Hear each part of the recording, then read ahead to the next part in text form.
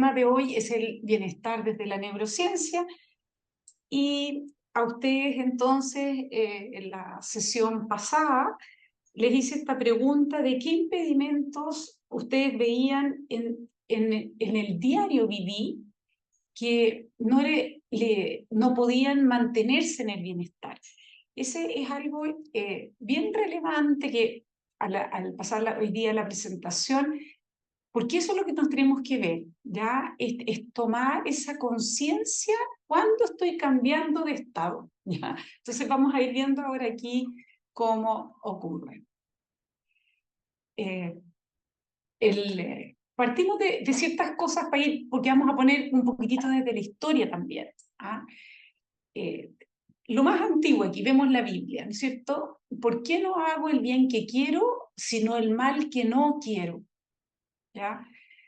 Eh, esa vivencia, ¿no es cierto?, de incoherencia me quita bienestar, ¿ya? Y yo creo que nos es común a todos.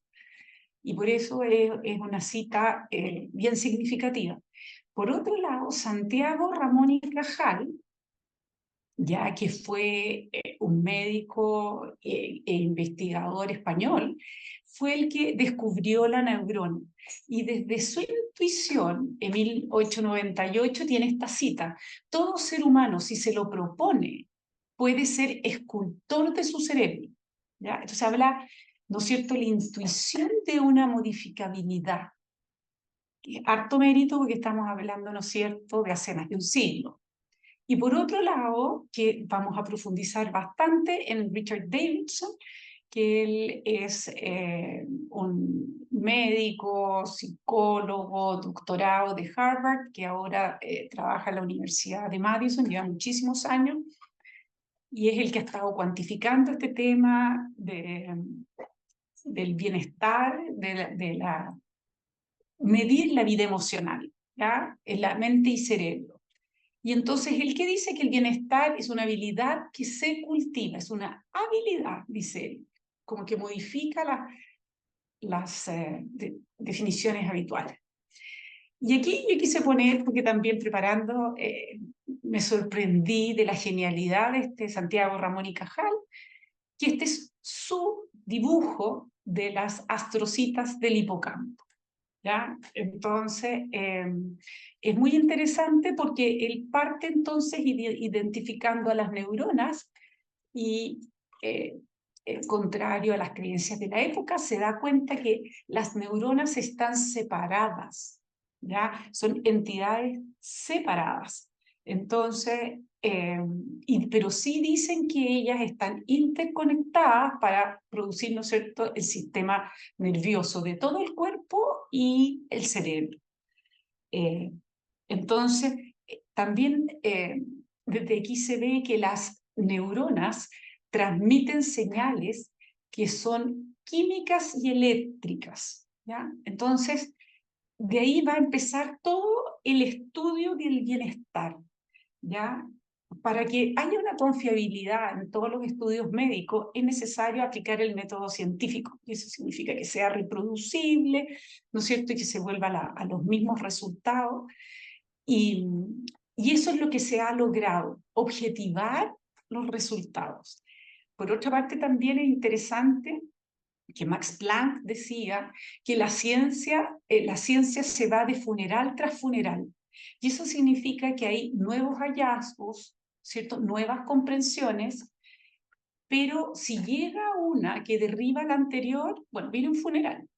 Y así es como avanza la ciencia. Entonces este es el estado actual que tenemos y que en este momento muchas de las cosas que se están diciendo son distintas a las que se decían hace un tiempo. Por ejemplo, se decía antes que solo usábamos el 10% de nuestro cerebro. ¿Ya? ¿Qué pasaría si es que usáramos todo nuestro potencial? Bueno, ahora lo que se ha descubierto es que lo que pasa es que en el cerebro las neuronas ocupan como un 10% del área y son las células gliales las que en el fondo son las que conectan todas estas neuronas. Y antes se le veía como una función muchísimo más motora, ¿ya?, o que traspasaban la mielina para que las sinapsis fuesen más eficientes, ya más rápidas, que pensáramos más ágil.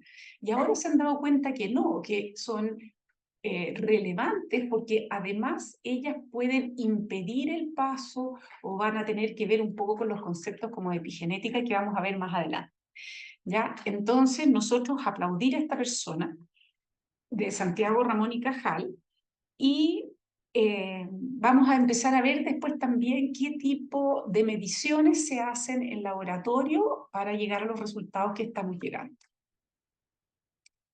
Dentro de las respuestas que ustedes vieron, por ejemplo, aquí tengo que una persona dice, pienso que el estrés y la ansiedad que son producidos por factores externos o internos me impiden un poco el disfrutar de la vida diaria, ¿no es cierto? Y básicamente también en varias partes se estaba diciendo el tema que tiene que ver con los factores externos, es decir, cuando hay circunstancias fuera de mí que ocurren, que puede ser la enfermedad de otra persona, o pueden ser, no sé, estamos viviendo guerras, ¿no es cierto? Y que eso me produce a mí una dificultad, ¿me entiende?, para mantenerme en el bienestar y me estreso. Entonces ahora vamos a ver, ¿cómo podríamos nosotros definir el estrés?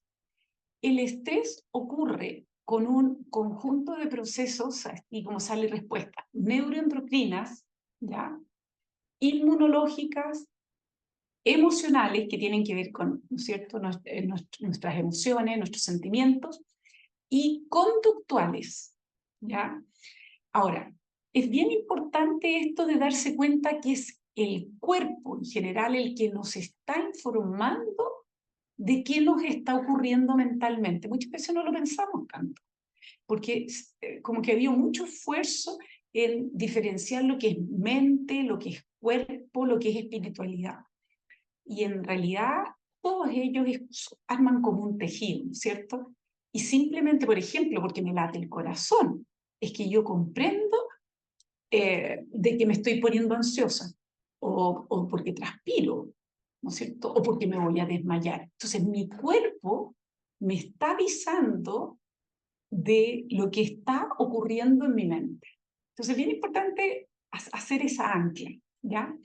Ahora, estrés es una palabra neutra que habla cómo me va a mí frente a una situación en que hay un cambio, ¿ya? O algo que ha cambiado permanentemente y que me produce una dificultad que sería como lo que le llamamos estrés crónico. Pero las palabras, ¿verdad?, son el estrés que es favorable, porque el estrés me hace ponerme alerta, ¿ya? Porque yo estoy viendo que es necesario un cambio, yo tengo que actuar frente a un cambio, ¿ya? Entonces, el eustrés es cuando el estrés me es favorable, porque logro esa energía para llevar a cabo lo que yo quiero llevar. Y cuando ocurre eso es cuando yo considero que los recursos personales y quizás pueden ser grupales o externos, son mayores que las demandas que veo en la situación. Entonces, ¿qué me pasa? Como sale el recurso versus demanda. Si yo siento que tengo los recursos, el estrés es favorable porque digo, ya, esto lo resuelvo así, así, así, pum, se me arregla, ¿ya? En cambio, el distrés es el negativo, es el cuando yo siento que la demanda me supera, cuando yo siento que no tengo los recursos para verdaderamente poder hacer frente a la situación. Y si eso perdura en el tiempo, es estrés crónico, ¿ya? Y eso va teniendo un impacto en el bienestar. Estos son como conceptos, pero que para que después los usemos tranquilitos. Y lo otro también es que la persona decía, yo estoy enfermo o yo estoy sano. Y también toda la nueva dimensión para ver la salud, uno, incorpora todo también los procesos, ¿no es cierto?, biológicos, físicos, mentales y espirituales y sociales, ya como salía aquí, las relaciones humanas, económicas, sociales. Básicamente, el estar sano es una integración de nuestro mundo interior con el exterior, ¿ya? Y la salud-enfermedad básicamente es un eje en el cual yo tengo que advertir cuándo me acerco al bienestar y qué me acerca a la enfermedad. Si yo voy a asumir que estoy siempre como dándome vuelta, no estoy siempre en el colmo del bienestar, en la salud, y tengo que ver qué sería la enfermedad. Ahora, para definir un poco bienestar, hay tantas definiciones que es bien difícil. Yo traté de poner entonces las que me parecen más adecuadas. Y a nivel, entonces bienestar lo podríamos medir a nivel objetivo, ¿ya? Que sería un poco la ausencia de enfermedad y sería esta medición orgánica, que son los, ¿no es cierto?, que son los exámenes de sangre, de rayos X, en fin, lo que estamos acostumbrados y que nos da una medida cuantitativa que hace decir, sí, usted está sano o está enfermo, y lo dice un otro, ¿ya? Y varios otros podrían concordar, ¿no es cierto?, con el diagnóstico. Ahora, esto es muy importante, que verdaderamente la medida de bienestar que en general nosotros manejamos es subjetiva, porque tiene que ver cómo una persona asume adecuado el estado en que se encuentra. Si le parece que está bien, ¿es un bienestar o es un malestar? Y ese va a depender de la persona, ¿ya? Y es bien relevante darnos cuenta que traemos un sesgo que viene desde por la evolución misma, en que tenemos un sistema de alerta para ver cuándo estamos en peligro, ¿ya? Y que tiene que ver con la sobrevivencia y tiene que ver con el poder sortear ágilmente las dificultades que nos surgen, ¿no es cierto? Y que unos tantos años atrás, cientos, paleolítico, neolítico, nos vamos harto para atrás, básicamente necesitábamos esa necesidad de rápidamente eh, poder hacer frente a la dificultad de comida de un animal. Ahora, el sesgo que nos ha dejado es que tendemos más a ver lo negativo que lo positivo. Por lo tanto, todas las encuestas de bienestar que son subjetivos son muy difíciles de comparar, ¿ya? Porque la misma persona quizás le cambia una situación y después dice, uy, ¿cómo me pude quejar de eso? Estaba fantástico, ahora sí que estoy mal. Pero si contestó el test en esa situación previa, se estaba quejando igual. Y ahora dice, no, en realidad, si lo pongo en perspectiva. Entonces, eso es como importante tenerlo en conciencia con uno, como también lo que le pasa a las personas quizás que a nosotros nos toca atender, visitar. Y también en esto están las dimensiones, como yo hablaba antes, ¿no es cierto? Aquí hablan del emocional, social, ocupacional, ¿no es cierto? Si yo pierdo mi trabajo no es desafiante, la financiera, eh, la ambiental, ¿no es cierto? El aire que respiramos, el tema del agua, física, intelectual y espiritual, ¿ya? Ahora, también dentro de la... Hubo un taller que también está guardado, que hablamos, que se lo hice yo un poco sobre el autocuidado, ¿ya?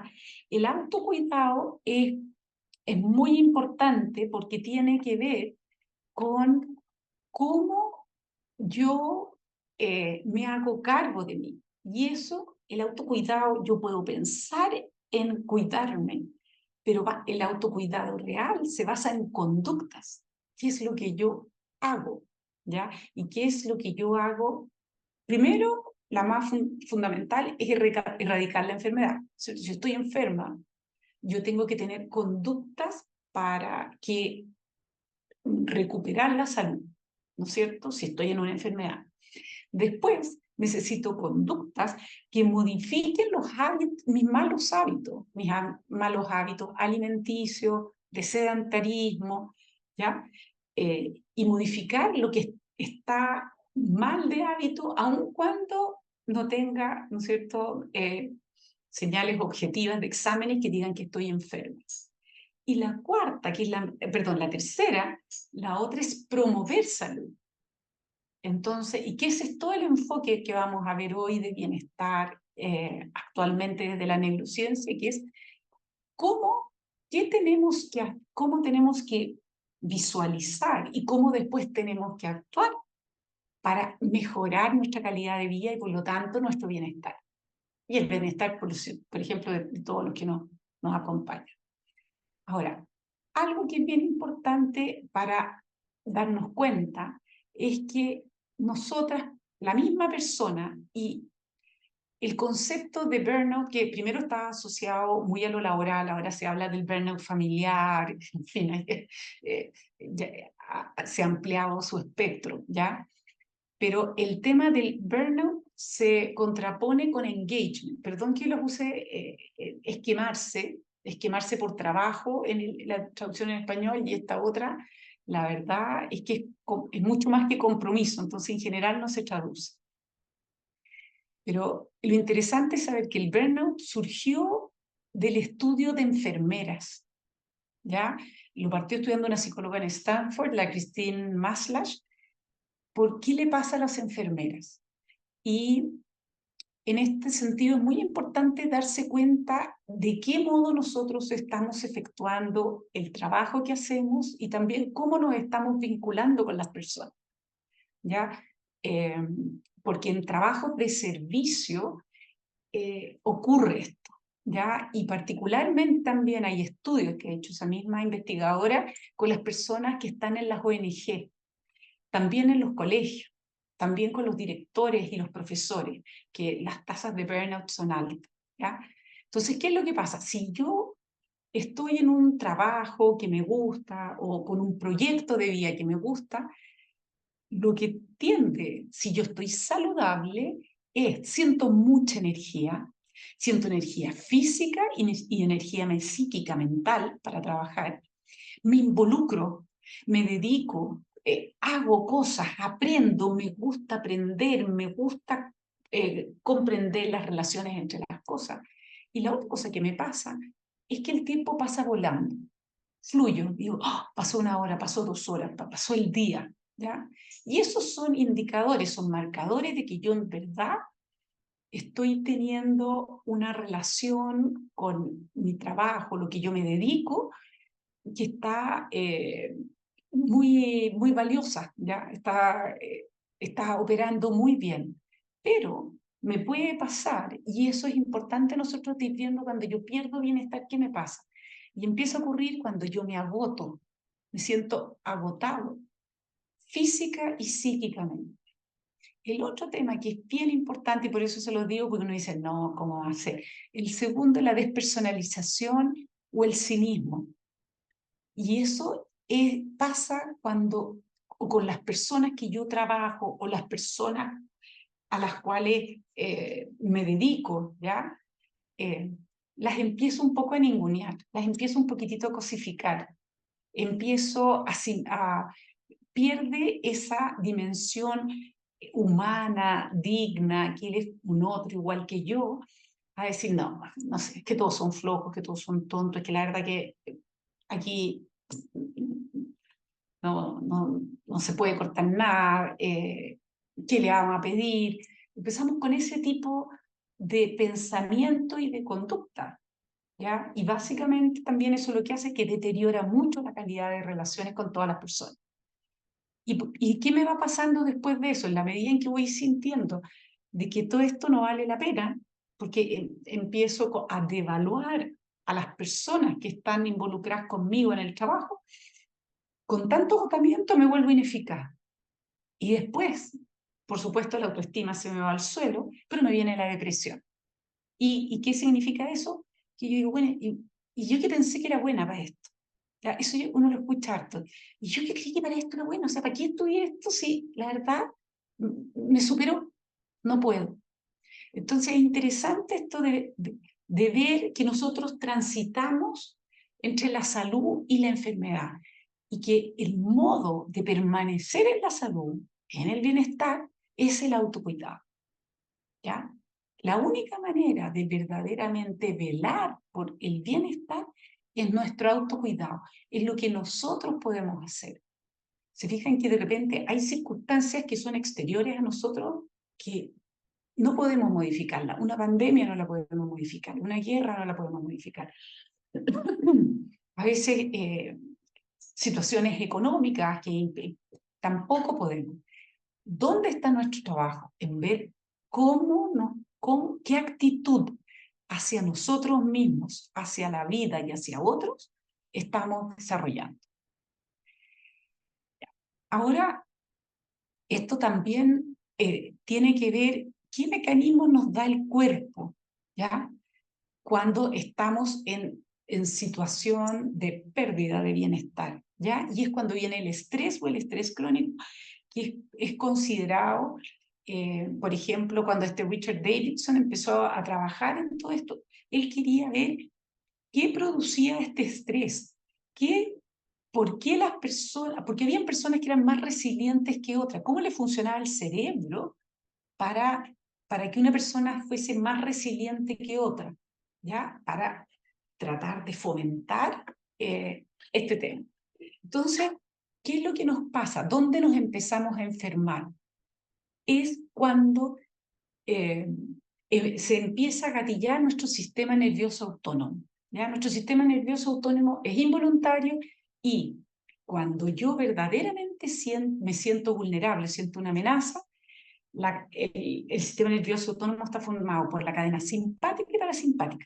Entonces, la simpática es la que es absolutamente reactiva y dice o lucho o arranco, ¿ya? Si veo que pierdo, arranco. Si veo que gano, esa apreciación medio así a la rápida, lucho, ¿ya? Y eso nos viene desde nuestro cerebro primitivo, ¿no es cierto?, de la función límbica, ¡pum!, ¿qué hacer?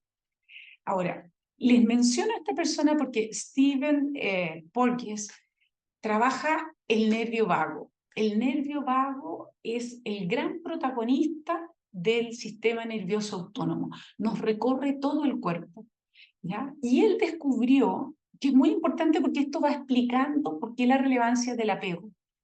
Y es que dice que la cadena parasimpática ventral, o sea, está hablando, ¿no es cierto?, de las neuronas craneales que bajan y se van a lo periférico, las que son ventrales requieren la vivencia de sentirse seguro, ¿ya? Y si yo me siento seguro, fluye descanso, reparación, me relajo, ¿ya? Y el otro lado, la cadena parasimpática, que es la dorsal, es lo que le pasa a los animales también y que nos pasa a nosotros si verdaderamente una situación nos supera del todo, viene la paralización. Pero ¿qué es lo que nos pasa? Y esto nos explica, y que es muy bueno, que tanto el trauma como el estrés crónico, la cadena parasimpática ventral está frágil. Uno no se vivencia seguro, ya uno siente la amenaza permanente. Entonces, por eso se mantiene el estrés y por eso es tan difícil como el volver así y poder salir del estrés. Y en ese sentido está, bueno, aquí tengo como un libro, yo creo que por si acaso que, miren, en YouTube hay tanta información, yo quiero dar como las cosas generales, el que le interese algo, después esto va a quedar grabado y puede buscar y va a encontrar muchísimo. Y por ejemplo, aquí está el nervio vago y su poder sanador. Y aquí está, al nervio vago nosotros nos podemos dirigir mediante tocándonos el cuerpo, ciertos ejercicios, y eso hace salir del modo de estrés. ¿Ya?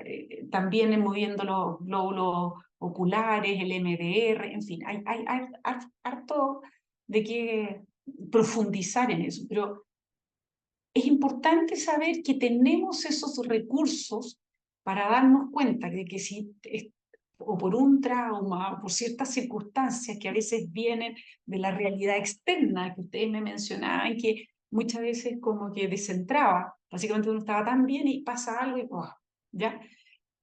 Tratar de acudir a este tipo de ayuda que uno también puede hacerse a sí mismo. Ahora les quiero mostrar también dos estudios que son sumamente interesantes porque también hablan como sociedad en qué los científicos más expertos, más inteligentes, ¿no es cierto?, han estado modificando cómo podemos verdaderamente mejorar nuestro bienestar y nuestra calidad de vida. Y este es el estudio más largo que existe, así como en la historia, que se ha hecho en Harvard, que ha pasado por varios como directores de proyectos, que habla sobre el desarrollo adulto, ¿ya? Y la investigación generacional. Este aproximadamente 800 personas partió el año 38, para que ustedes se imaginen en realidad la cantidad de personas que involucró, y involucraba a estudiantes de Harvard y por otro lado a ciudadanos muy normales del centro de Boston, de perfiles distintos, de socioeconómicos distintos, podían ser más bajos, lo que sí que ni uno tuviese un historial de delincuencia, ¿ya? Y partieron estudiando desde la edad de universitario, sobre 18. ¿Y cuáles son los resultados? Que eso es como interesante darnos cuenta que después de tantos años, hasta ahora lo siguen haciendo y con muchas modificaciones. ¿Qué es lo necesario para enriquecer las etapas posteriores de vida? ¿Y qué es lo que dice? A mí George Vaillant lo encuentro fantástico, y que fue la persona que estuvo hasta como el 2000 a cargo de este proyecto, ¿ya? Y él decía, no es la aptitud social, no es el coeficiente intelectual, no es la clase social la que guía a tener un envejecer exitoso. Él sacó un libro que se llama Aging Well, ¿ya? Y explica bien en detalle. Y eso significa es la dimensión en que yo me relaciono, ¿ya? Ahora, lo importante es que tengo relaciones de calidad. Aquí dicen, y que es súper importante, de que de repente el grupito puede ser chico, pero tiene que ser un equipo que me da pertenencia, que me comprende, que me siento perteneciente, ¿ya? ¿Y qué es lo que pasa? Si nos vamos un poquitito por lo que estábamos hablando recién, ¿no es cierto?, del sistema nervioso autónomo, si yo me siento seguro, se reduce el estrés. Entonces, ¿me entiende cómo van encajando las piezas del rompecabezas?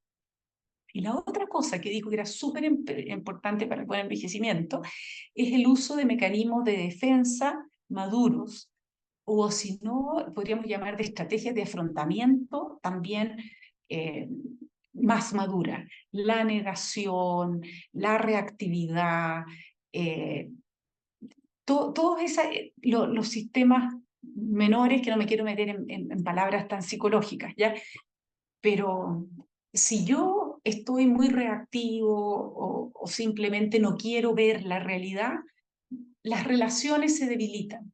Y las relaciones se debilitan familiarmente, se debilitan en el trabajo y por lo tanto generan mucha soledad. Entonces, no permite mucho, ¿no es cierto?, que la aptitud social se desarrolle y permanezca. Y después, entonces, ha seguido con este estudio. Y la otra cosa bien interesante que George Vaillant, una de las cosas que se dio cuenta, la gran problemática del alcohol. Él lleva muchos años estudiando el alcohol y dice que el alcohol no es una consecuencia, sino que es una causa del deterioro de la calidad de vida y de los proyectos de vida de las personas, ¿ya? Entonces él después lleva como 30 años trabajando con Alcohólicos Anónimos y tiene mucho, como digo, una persona que ha dedicado la vida a, a estudiar y comprender amorosamente el ser humano, ¿ya? Entonces, es bien interesante todos sus estudios y todos los aportes que hacen el tema del alcohol. Y después lo otro es Robert Wallinger. Bueno, él es maestro Zen, ¿ya? Él está a cargo de todo esto, está totalmente por la neurociencia y el mindfulness, y él dice entonces que lo más relevante, tiene su libro ahora y tiene unas TED Talks de estas en YouTube, ahí están cortitas, está larga, hay de todo. Entonces, tiene millones de visitas, logró como 8 millones de visitas en poquísimo tiempo, hace varios años. Y él dice, las relaciones significativas hay que desarrollarlas y nutrirlas. Y en eso él insiste mucho. No se trata de que yo, tuve algo y listo. Entonces, se han puesto a estudiar con qué tanta frecuencia, porque estos son estudios que hacen cada 2 años, vuelven a ver a la gente, miden indicadores biológicos, hacen los mismos distintos tests, entrevistas, y básicamente van viendo que quien nutre las relaciones, es decir, toma acción de que llama a quien quiere, por si sabe que tiene un problema, porque simplemente para mí el otro es importante, verdaderamente me mantengo más feliz, o sea, sano primero, más feliz y longevo. Ahora, este otro proyecto también es muy interesante, se llama el Bing Project, y que se hizo en la Universidad de Stanford, y este partió del 72. Y este es con niños de 4 años, ¿ya? Y Walter Mischel es un psicólogo del desarrollo, ¿ya? Y ha trabajado con infinitos grupos, ha trabajado en Stanford, después trabajó en Columbia University y este experimento se ha reproducido con variantes hasta el día de hoy. Es verdaderamente como seminal este proyecto. ¿Y qué es lo que dice? ¿Qué hace que una persona pueda verdaderamente postergar una gratificación inmediata? ¿Ya? Y lo hacen en niños de 4 años, y este experimento parte sin que capaciten en nada a los niños. Es lo que hay. Ahora, igual era una muestra que era de mucha gente que vivía ahí en Stanford, así que igual la muestra no es tan representativa, pero sí después lo han hecho en otros y hay muchos resultados que sí y otros no, ¿ya? Pero básicamente el cuestionamiento acá era, ¿qué hace, qué permite la autorregulación? ¿No es cierto? Nosotros nos hemos dado cuenta de que si yo llego y actúo inmediatamente, como salía, ¿no es cierto?, esta frase de la Biblia, de Romanos, o lo que yo también veo en, en lo que ustedes dicen, por ejemplo. Aquí a veces dice, me molesta mis malas actitudes o reacciones, mi incoherencia. ¿Y por qué yo le llamo incoherencia? ¿No es cierto? Porque básicamente estoy reaccionando, estoy actuando de un modo que no es coherente conmigo. ¿Y qué ha pasado entonces? Que es simplemente reactividad, no es como una respuesta de mi esencia. ¿Ya? Ahora es importante saber cómo, básicamente todos tenemos una esencia, ¿ya? Y Víctor Frankl, yo trabajo desde el análisis existencial, dice algo muy bonito que dice, todos tenemos un núcleo espiritual libre. Es un lugar interior en el cual compartimos, quizás con la divinidad o con el creador, la libertad. Ahí es un espacio donde no hay miedo, es un espacio como de pertenencia profunda y que esa es nuestra esencia. Ahora, las dificultades, nuestras dimensiones que tienen que ver en cómo nos llevamos con el medio ambiente, con el encontrar alimento, ¿no es cierto? Con, no sé, un lugar donde vivir, propiedad, y desarrollo, son los que nos mueven otras áreas nuestras que son propias también de los animales, ya que nos vamos al alma, donde nos manejamos todo lo que es más mental, lo que es la personalidad. Y todo esto, dependiendo qué tan fluido esté con nuestra esencia, es qué tan personales estamos siendo en nuestras respuestas, ¿ya? En la medida en que no estamos teniendo acceso a nuestra esencia, porque nos pasan cosas y rápidamente reaccionamos y nos enojamos y gritamos, o en fin, o me voy para adentro y desaparezco para el resto, ¿entienden? Me retiro de cosas que van pasando, ahí me empiezo a deprimir o ahí me empiezo a angustiar, entonces como que esta parte mía esencial casi no queda disponible, ¿ya? Me quedo lidiando con mi parte externa, en el cómo yo salgo a comportarme, pero no me fui al núcleo, a encontrarme conmigo, a mi interioridad, para responder a la vida. Entonces, ese es el tema que dice, la autorregulación es la que me permite ordenarme y no irme al tiro a la reactividad. Entonces aquí dicen, ¿cómo ocurre la autorregulación y la persecución de metas? Tiene relación, y la autorregulación y la reactividad. ¿Y qué es lo que ellos se dieron cuenta?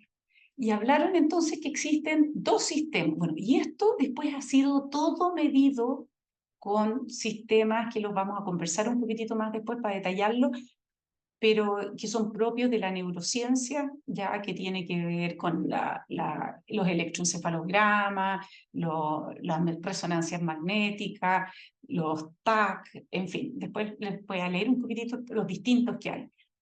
Pero ¿qué es lo que pasa? Hay una actividad que es impulsiva dominante y que le llaman que es la dimensión emocional y que dice un go, llega y voy. Me pasa algo, ¡pah!, inmediatamente actúo, ¿ya? Elicita la conducta automática. Y el otro sistema es el que le llama el cool y que es el cognitivo. Y es el que básicamente la persona hace una representación de lo que le está pasando. Puede tomar como una distancia y piensa. Y sabe qué está pasando, mido en el tiempo, esto está pasando aquí y allá, y respondo de otra manera. Entonces, ¿qué es lo que pasa? Depende cuál domina, si yo estoy más autorregulado o estoy más reactivo. Y eso nos pasa a todos. Y le pasa a los niños, ¿ya? Ahora, lo que es bien interesante de darse cuenta en es que depende, por ejemplo, eran 5 grupos, pero hay cosas que sí son importantes. Por ejemplo, hay estrategias que lo hacen más fácil la autorregulación. ¿Y qué produce mejores resultados? Es si la persona confía, porque por ejemplo aquí era, uno de los estudios era que le daban o un dulce, un marshmallows, o le daban un pretzel, que era salado, dependiendo si el niño le gustaba o no. Le decía que volvían en 15 minutos, ¿ya? Entonces, la persona si esperaba 15 minutos podía elegir. Si no esperaba 15 minutos, llamaba al examinador y le entregaban el que no eligió, ¿ya? Y ahí se hacen como varias cosas distintas. Hicieron otros también, por ejemplo, que decía usted, si usted espera 15 minutos de algo que yo le doy el marshmallow, también lo hicieron con los M&M, tiene tantos M&M, y si espera 15 minutos le doy el doble. ¿Ya? Entonces ahí está la persecución de meta. La persecución de meta es el elegir, que estaba entre el pretzel y el marshmallow en el primer experimento. En el segundo es que yo logro el doble de la cantidad. Y lo que me lo hace entonces más fácil, también ellos decían, de repente son distractores. Por ejemplo, si uno se pone a cantar, o si se pone a jugar con algo, o deja de mirarlo. En general, la persona que miraba y miraba y miraba era la que generalmente no podía lograrlo, ¿ya? Entonces ahí se ven que hay estrategias autorreguladoras para hacer más fácil, y nosotros ahí debiéramos ver con nosotros mismos, las personas que conviven con nosotros o trabajamos, bueno, ¿qué estrategias nos ayudan a mantener la autorregulación? Ya, si pasa algo que me molesta y me voy a poner reactivo, ¿me entiendes? Es ver qué estrategia es buena para mí.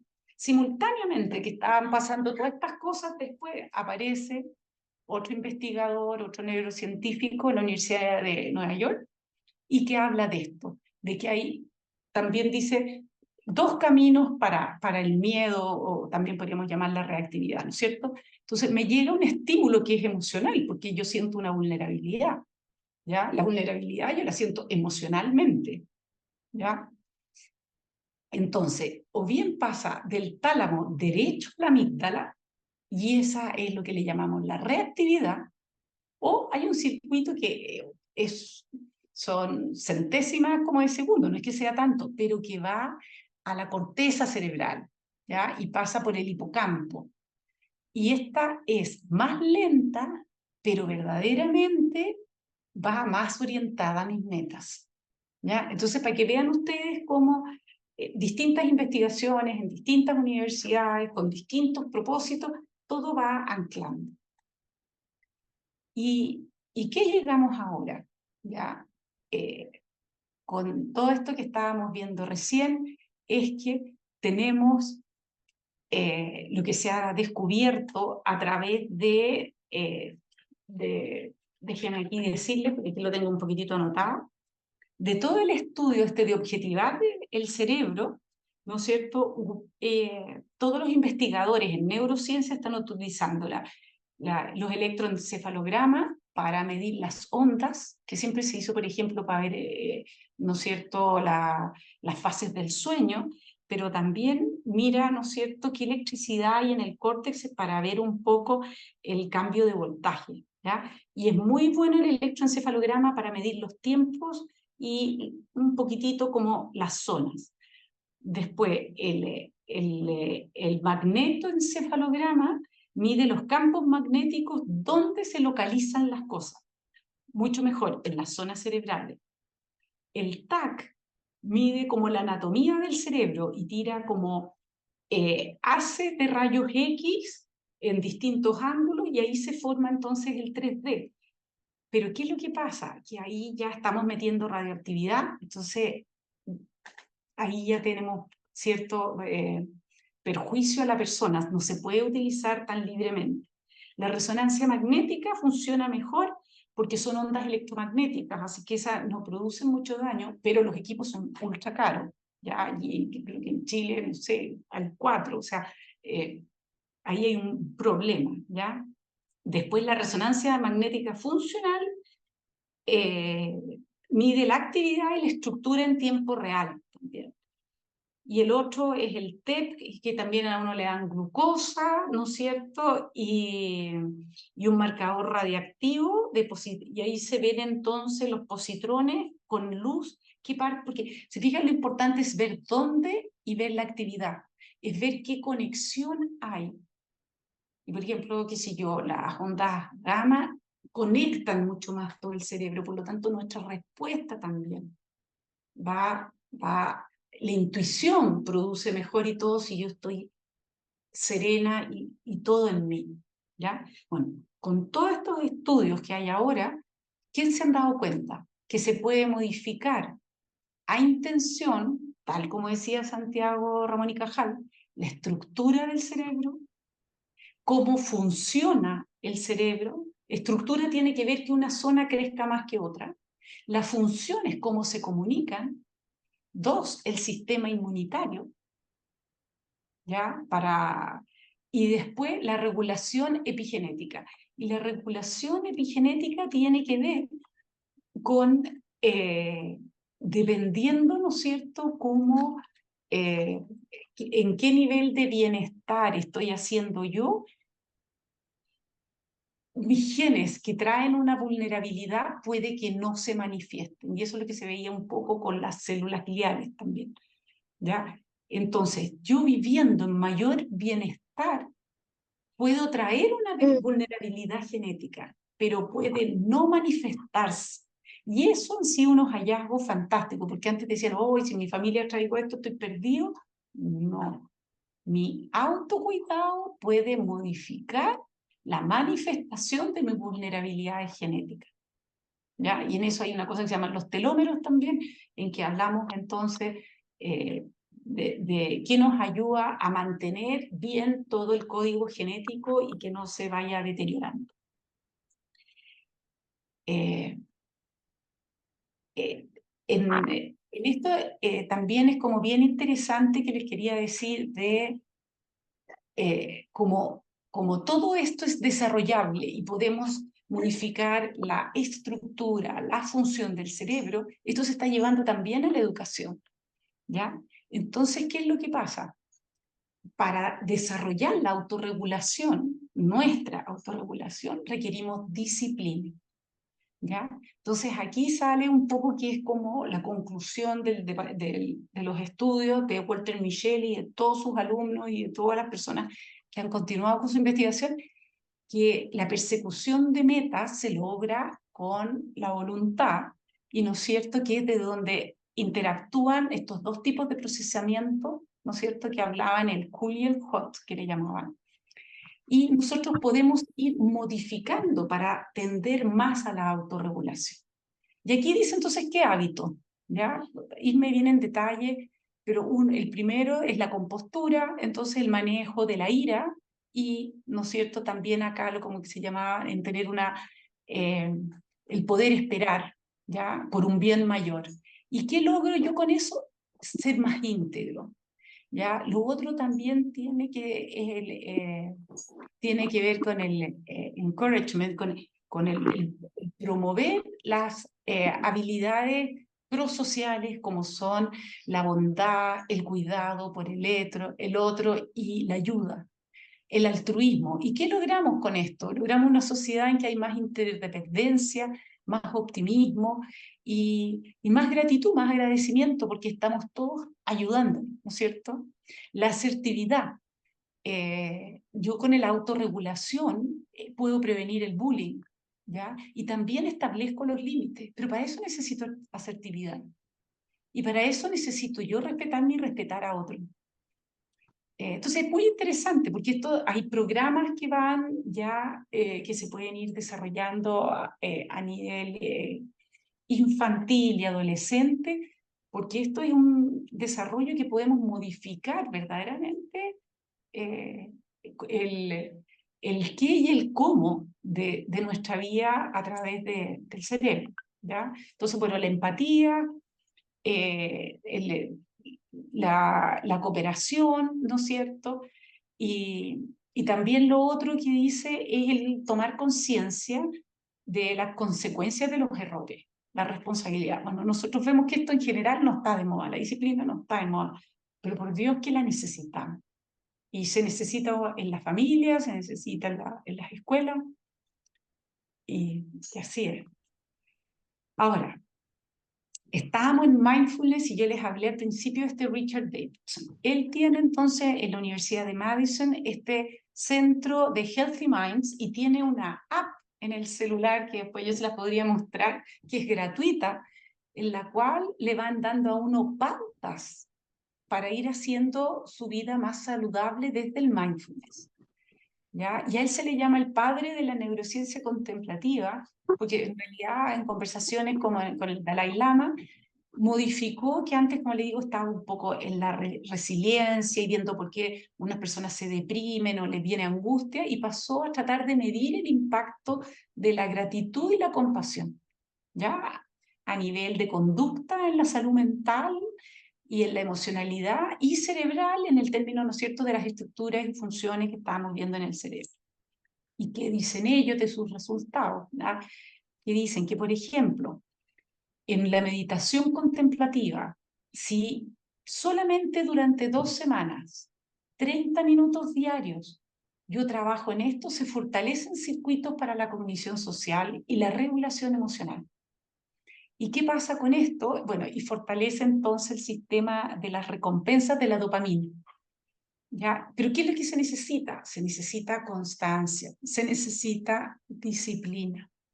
Y esta cosa de la meditación contemplativa, también de la respiración consciente, es relevante, que si queremos un cambio verdadero tiene que hacerse todos los días, ¿ya? Ahora, sacaron aquí los pilares, ¿no es cierto?, que tienen del bienestar, y él, entonces, esto lo saqué de una presentación, por eso le digo, si quieren ver en YouTube distintas presentaciones de ellos lo explican en detalle mucho mejor que lo que yo lo podría hacer. Y en inglés entonces son awareness, connection, insight y purpose, pero en español el mismo libro habla el primero mucho como la habilidad de estar presente, el de conexión lo asocia a relación con los demás, y estar en el aprecio mutuo, ¿ya? Es importante esta cosa de la conexión con el otro, ¿ya? El tercero tiene que ver con el diálogo consigo mismo y el autoconocimiento. Y porque si yo no me conozco, tampoco sé cuáles son mis metas, ¿ya? Entonces, mantener ese diálogo conmigo, y eso lo logro también a través de la autorregulación que hablábamos antes, ¿no es cierto? Antes de llegar yo y tener una conducta y actuar reactivo, si logro hacer algún diálogo interno, mi respuesta va a tener, va a tener más que ver conmigo, va a ser más coherente. ¿Ya? Y bueno, y aquí también dice que lo que yo hago tiene que ser significativo, ¿ya? Tiene que tener un propósito. Y eso hace que yo me mantenga motivado. De aquí ellos han ido trabajando dos modos verdaderamente. El bien conocido es el Mindful Based Cognitive, terapia de mindfulness basada, ¿cómo se llama? Y cognitiva a la vez. Y les quiero mostrar. Este es un libro súper bueno sobre la bipolaridad. Ya tiene unos poquitos años porque salió al final de la pandemia. Pero es excelente, de la Cambridge University Press. Varios españoles que son del Hospital Clínic de Barcelona, que son eminencias como bien mundiales. Y todo esto del libro, les estoy mostrando un poco. Ven que el libro es súper cortito, pero eso es muy bueno. Todo esto está visto como un modo para ir trabajando mindfulness en estas condiciones para quien sufre la bipolaridad como para los familiares. Y por ejemplo, el primer capítulo habla piloto automático versus estar presente, el awareness, darse cuenta. Ya el segundo capítulo acá, el segundo, hábitos de la mente y la importancia para el cuerpo. ¿Ya? Porque como les decía yo, el cuerpo es el que nos dice qué es lo que nos está pasando en la mente, aunque de repente no nos demos cuenta. Y el tercero es pensamientos y emociones. ¿Ya? Entonces, les quiero decir que esto ya está absolutamente demostrado, está utilizándose y es considerado todo este tema, digámoslo, tiene harto que ver con la meditación y con la autorregulación, para lograr como la mejor versión personal que tengamos, ¿ya? Y Paul Gilbert tiene esta terapia focalizada en la compasión y que hay como ejercicios de hacer, ¿cómo se llama? Paseos, conductas, hay muchos planes como para irlos haciendo. Condiciones, quienes han visto presentaciones mías sobre la angustia, sobre la culpa, sobre duelos previos no resueltos, siempre nombro esto mismo, ¿ya? Cosa que yo le encuentro muy buena porque habla de que hay 4, podríamos decir, ejes fundamentales con los cuales nos ayudan a ordenarnos en la vida, ¿ya? Y entonces parto por el primero, diciendo entonces que todo ser humano como que habita distintos mundos. Uno es el mundo circundante y el mundo de la realidad, es lo que es, ¿ya? Otro es mi mundo de relación, cómo yo me vinculo con otros. El tercero es mi mundo íntimo. Y el cuarto es el mundo trascendente, es mi relación con el sentido, ¿ya? Entonces voy a partir por la primera. La primera motivación es lo que es extremadamente importante, es que yo, qué evidencia tengo en mi encuentro con el mundo, ¿ya? Y para esto es tremendamente importante percibir la realidad. Y en general, como yo les comentaba bien al inicio, la realidad, tenemos sesgos que tendemos a ver el problema amplificarlo. Uno, porque quizás es bueno resolverlo, pero en general eso nos hace ver el árbol y no ver el bosque. Pero buenas decisiones en general no se van a tomar si lo hago mirando el árbol y no al mismo tiempo teniendo el bosque. Entonces, el percibir la realidad tiene una necesidad de distanciamiento de la emoción en mi encuentro con el mundo, ¿ya?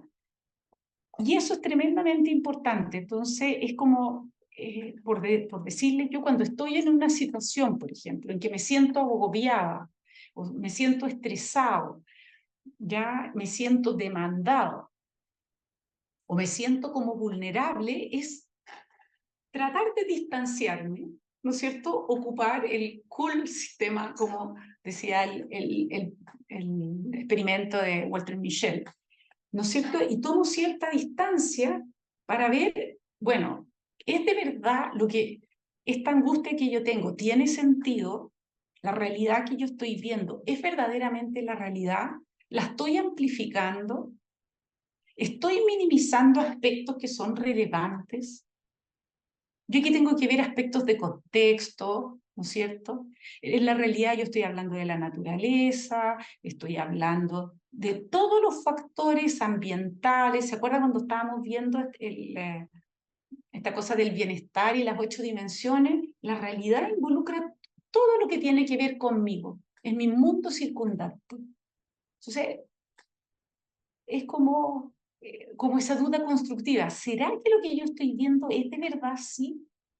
Y eso a veces puede ser preguntarle a alguien de mi confianza, pero eso me da recursos a mí, conmigo, o yo en el trabajo con otra persona. ¿Será así de verdad? No es dudar del otro, pero decirle, a ver, echarse un poco para atrás. ¿No la le estaré poniendo un poco? ¿Ya? ¿O no estaré sobreexcitado? ¿No? ¿Me entiende? Para ver desde dónde. Ahora, ¿cuáles son las condiciones para tener una vida plena? Es cuando yo verdaderamente tengo la vivencia de yo puedo. ¿Se acuerda cuando vimos un poco el tema del estrés? El yo puedo surge cuando yo siento que tengo los recursos para hacer frente a la problemática que yo vivo en el momento. Entonces, como decíamos antes, ¿no es cierto? El recursos versus demandas que me crea el estrés.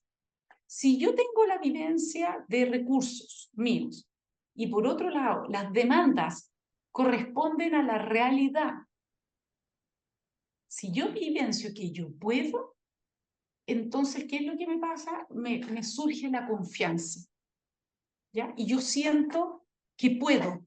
Entonces, tengo la energía, tengo el potencial para poder resolver los problemas que tengo. ¿Qué me pasa si la situación me sobrepasa? Las demandas superan, ¿no es cierto? Mi apreciación de recursos. Quizá otra persona dice, a esta persona le sobran los recursos, pero acá es el autoexamen, ¿ya? Entonces, si yo siento que no me la puedo, siento angustia. Entonces, aquí vienen las crisis de pánico. En general, cuando me vienen crisis de pánico, taquicardia, ansiedad, es porque yo tengo en ese momento la vivencia como de impotencia. Yo no puedo, ¿ya? Ahora, lo que he dicho, que, qué condiciones me ayudan para salir un poco de esto, es ver qué me sostiene en la vida, qué me da protección. Y es muy vital. En esto, el órgano de esto es el pulmón. ¿Se fijan que cuando uno se angustia, aquí el esófago, todo se aprieta y uno trata de respirar y no puede? Entonces, aquí es el pulmón. Y por eso la respiración consciente o esta respiración, ¿no es cierto? Cuando nosotros vamos intencionando y vamos hablando y vamos recorriendo nuestro cuerpo, eh, nos serena. Ahí también empieza a entrar el nervio vago, ¿se fijan? Todo se va mezclando.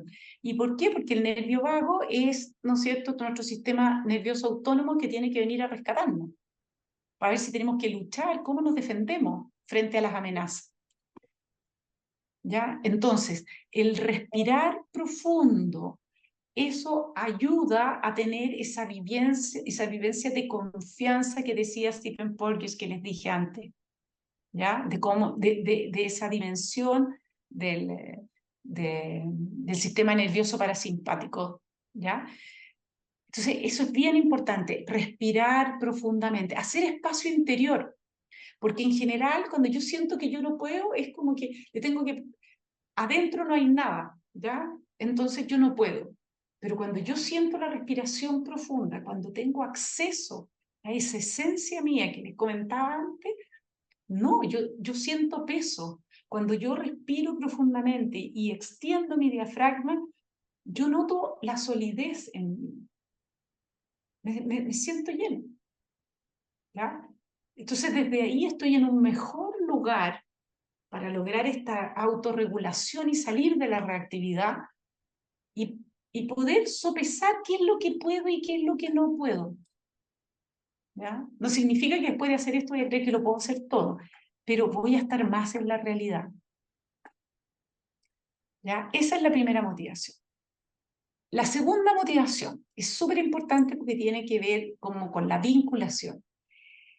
Y es la motivación que tiene que ver con contactarme con el gustar de vivir. Tiene con el decir, qué rico levantarme en la mañana, me gusta lo que hago, me gusta con quienes convivo. El tomar conciencia, esto también por eso tiene mucho que ver con lo que estamos viendo de mindfulness, es entrar un poco en el modo de valorar lo que me gusta, ver lo que es valioso y disfrutarlo, primero contemplarlo, poderme quedar ahí. Si yo me quiero, y esto va desde los placeres hasta los valores, que es muy importante.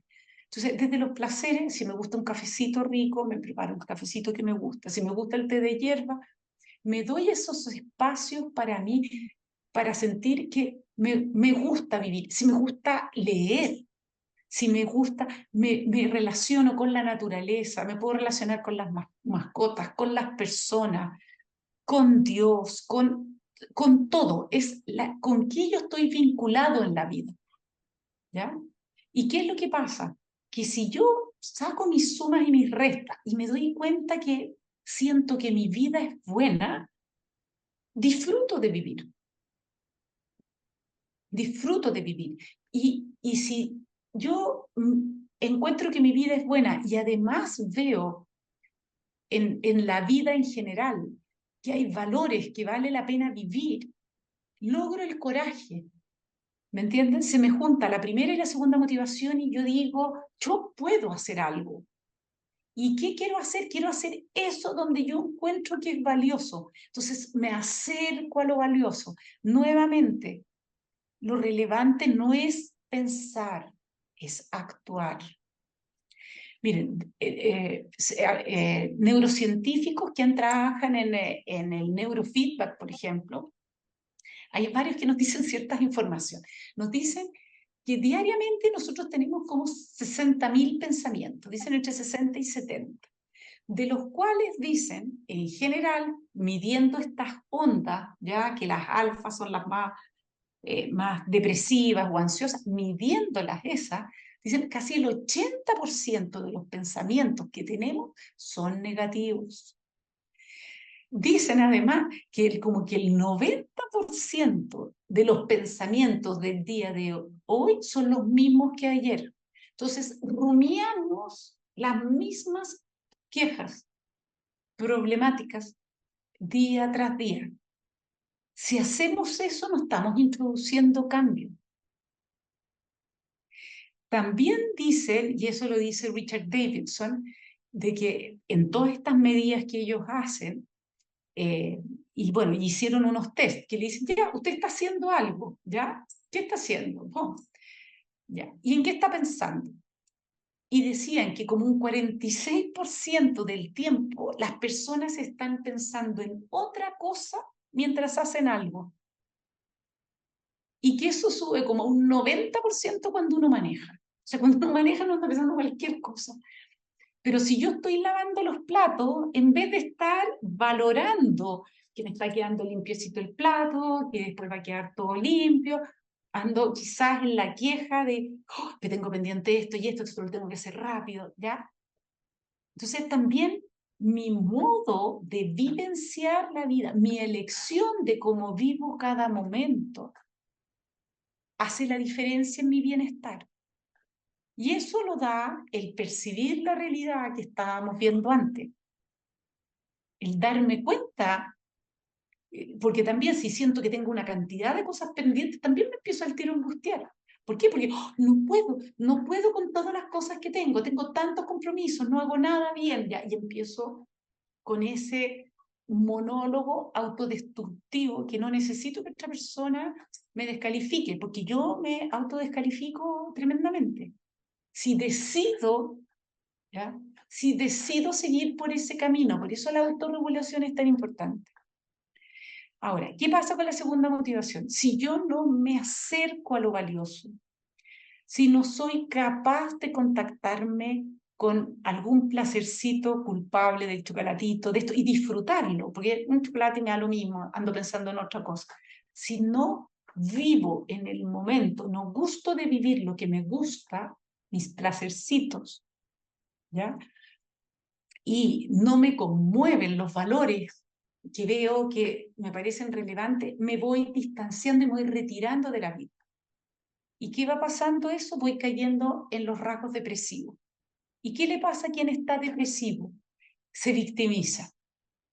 Cuando uno se victimiza, ¿qué es lo que pasa? Que dice, oh, cosas que uno puede decir.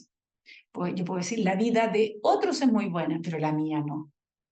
¿Qué es lo que pasa? La victimización siempre va con el compararse. Siempre. ¿Por qué me victimizo? Porque yo creo que a otro le está yendo mejor que a mí. Toda esta cosa en que perdemos esta dimensión esencial en que somos criaturas únicas y que en realidad compararnos es un poco comparar peras con manzanas, porque bueno, todos somos humanos, pero somos cada uno distinto. Pero si yo me pongo a comparar, entonces, ¿qué es lo que pasa? Empiezo a decir, uy, a este le va mejor, a este le va mejor, me empiezo a retirar y ahí empiezan los rasgos depresivos. Y donde todo se complica más es que si yo ya digo, la vida no es buena. No es solo que mi vida no es buena y la de otro es buena. Yo puedo llegar a decir, oye, si viví no vale la pena. ¿Ya? Y ahí es donde viene la, digamos, se fijan, la motivación uno nos lleva a la angustia. ¿Ya? Y entonces ahí estábamos dando los recursos que nos sacan de la angustia. Aquí, en el segundo, los recursos que tenemos en nosotros para desarrollar tienen que ver con el disfrutar, con el gustar lo que me es, con lo que me es afín, con lo que yo valoro, con lo que yo elijo del mundo, ¿ya? Con lo que me gusta. Ahí ¿cómo explicarle? Recargo las pilas, porque siempre en la vida hay cosas que son complejas y difíciles, pero si al final saco la cuenta y yo digo, no, pero todo esto está tan bueno, bueno, entonces este problema de esta enfermedad que tengo ahora, por decir, la circunscribo, ¿ya? Entonces hago todo el otro paisaje y ese árbol que antes era toda la hoja, ahora es un pedacito de la hoja. ¿Ya? Y eso es lo que, como les digo, también era importante cuando yo vi en las respuestas que me hacían ustedes, que decían que en general todo iba regio hasta que algo pasaba. Entonces, hay como un miedo que quede la embarrada, hay un miedo que justo aparezca una enfermedad.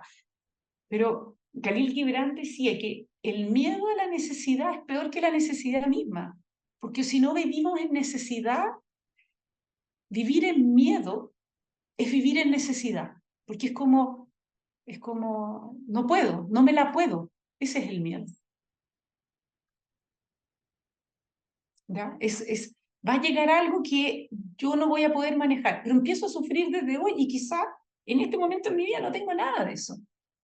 Pero lo vivo como sí, porque me estoy poniendo de esos 60.000 pensamientos, muchos de esos. Y si tengo la costumbre, imagínense, si tengo 60.000, no sé si dicen que 90 y tantos son recurrentes, ¿me entiendes? O sea, me dedico a pensar eso todos los días. O sea, no vaya a pasar tal cosa, no vaya a pasar tal cosa ya. Y me estoy deteriorando mi vida porque me estoy alejando de lo que me gusta de vivir.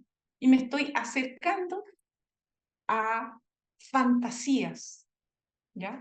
Aquí otra cosa que es súper importante también son las expectativas, ¿ya?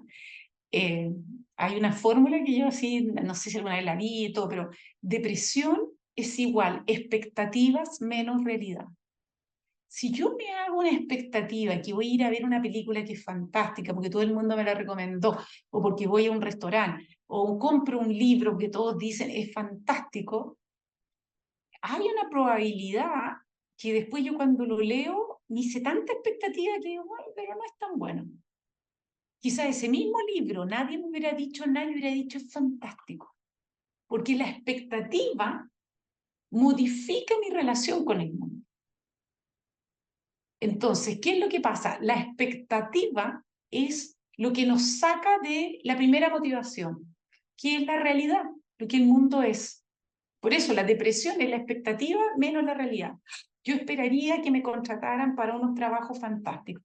Yo esperaría, no sé, que mis hijos no sé cuánto, que mi pareja otro tanto, que mi jefe no sé cuánto. Cuando yo subo mucho las expectativas, viene la desilusión. Y eso es un indicador que me orienta hacia la desilusión, a la devaluación y, y a la depresión. ¿Ya? Después, el tercero es el permitirse ser uno mismo, la vivencia de permitirse ser uno mismo. ¿Ya? Eh, pero para permitirme ser yo misma, me tengo que conocer. ¿Ya? A veces uno va tan con el checklist que como que no me he detenido en qué es lo que me gusta, en qué es lo que puedo hacer. Se fijan que estas como que van escalando un poco estas motivaciones.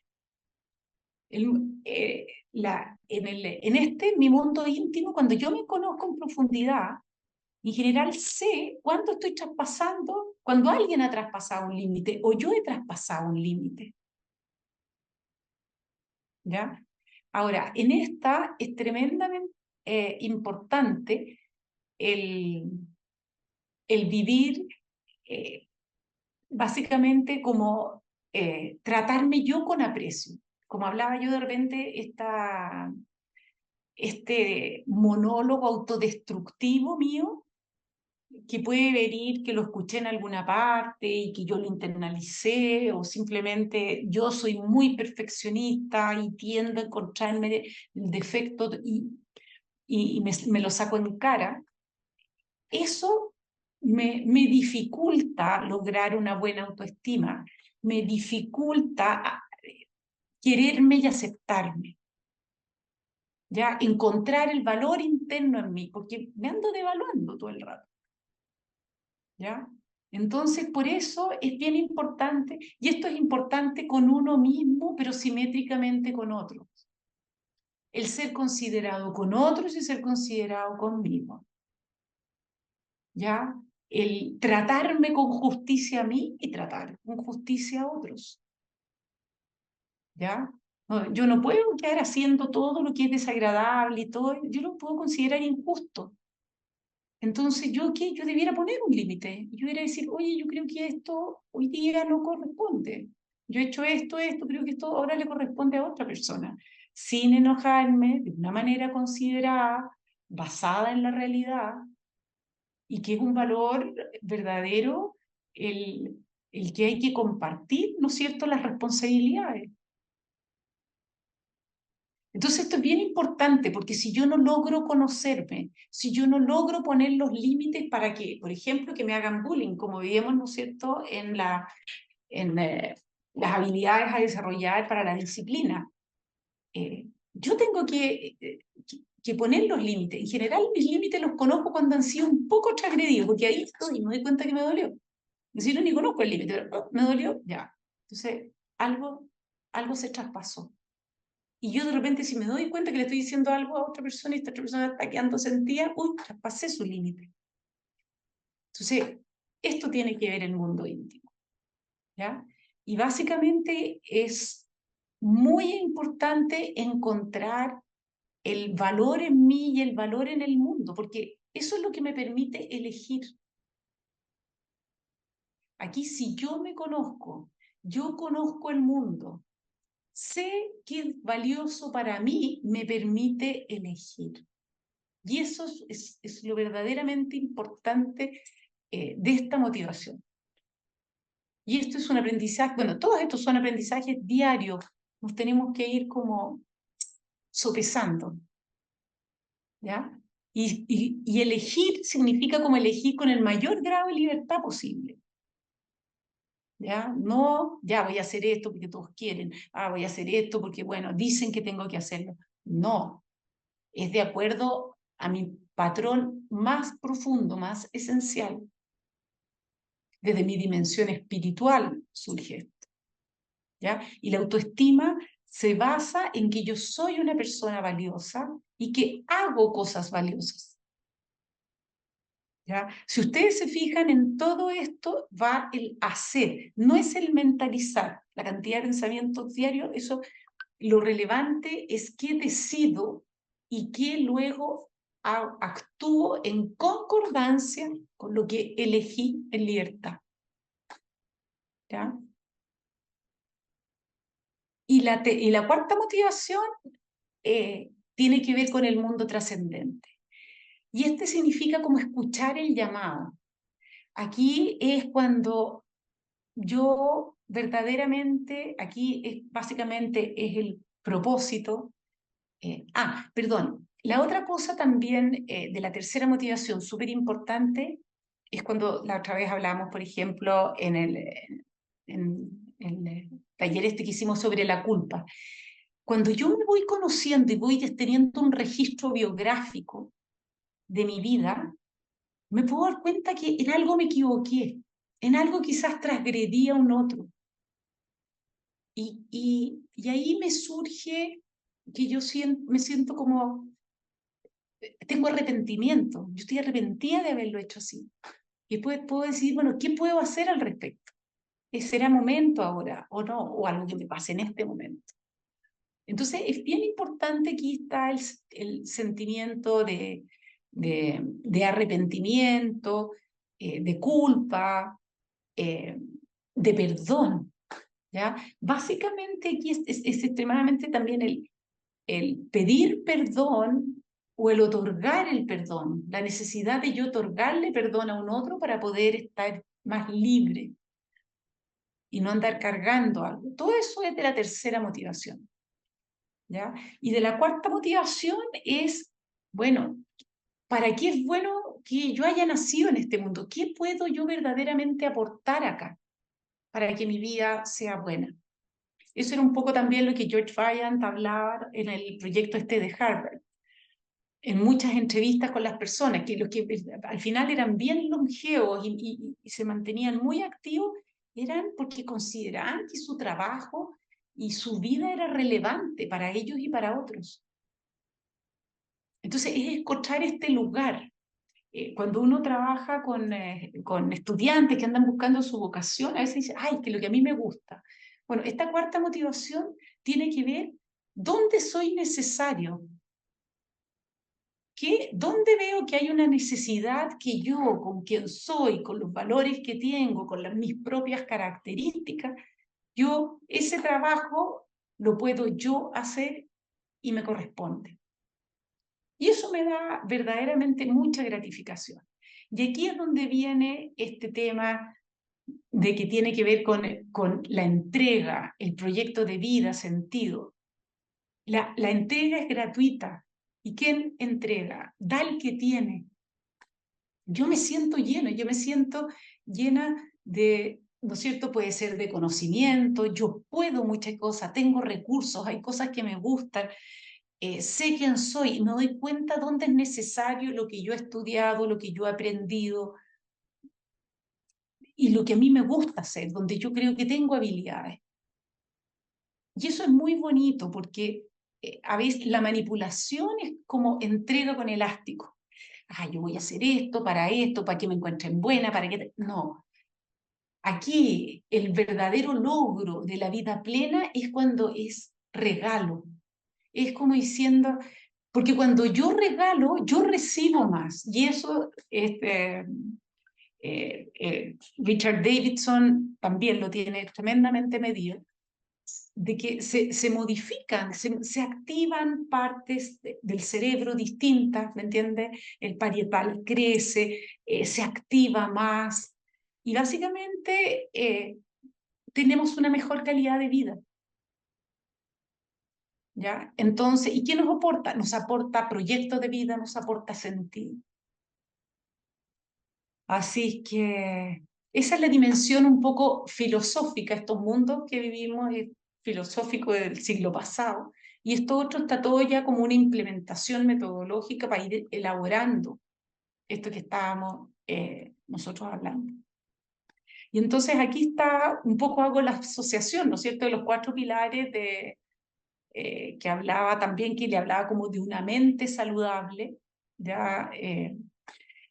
Y es bien interesante que Richard Davidson habla bastante como de la meditación y él es bastante zen y trabaja con Daniel Goleman y Daniel Goleman habla también de, por ejemplo, de la oración o simplemente de una meditación. Lo relevante es como poder abstraerse en algo que yo considero valioso, ¿ya? Y de ahí entonces como que florece como el amor. Entonces aquí vemos, ¿no es cierto?, que el primero, casi todos se pueden conectar bastante bien desde aquí. Y aquí van las conclusiones. Churri, me pasé, perdón, y nadie me dijo nada. Ya, 1, la neuroplasticidad, que ya hablamos. 2, que la compasión devuelve la vida, como se veía en el cuarto. Y las tareas. Las tareas es que nos tenemos que fortalecer, tenemos que tener disciplina, disciplina para el deporte, tenemos que tener disciplina para tener respiración consciente, para poder estar más presentes en nuestra vida, en lo cotidiano, y salir de esos pensamientos, ¿no es cierto?, que son el 80% negativos, y que el 90% son recurrentes. Cultivar los vínculos sociales, que decía, ¿no es cierto?, el tema este de la salud de Harvard. Y básicamente la gratitud, cómo nos cambia la vida, ¿ya?